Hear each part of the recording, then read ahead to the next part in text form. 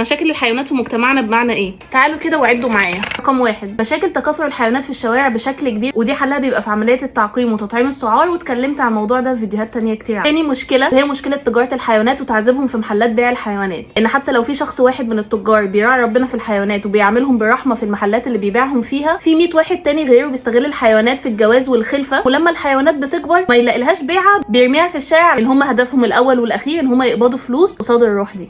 تالت مشكله هو ان اصلا منظومه التعليم من بدايتها غلط في غلط، سواء من واحنا كنا في مدارس لما اتعلمنا ان لو شفنا كلب في الشارع نضربه بالطوب، او لو حد جاب قطه في البيت نرميها بسرعه لحسن تجيب عقم للبنات. وبعد ما بنأسس الطفل ده غلط يضطر ان هو يدخل كليه طب بيطري علشان مجموعه جابها، بعد كده بياخدوا صدمه ان هم علشان يشرح لهم او يتعلموا عملي انهم بيروحوا يصطادوا الكلاب من الشوارع يقطعوها ويتعلموا عليها بالخياطه، وبعد كده يرموها تواجه مصيرها من الموت من غير ما يعالجوها. اخر حاجه بقى هو انه اصلا مفيش مكان في مجتمعنا ممول لمساعده الحيوانات دي.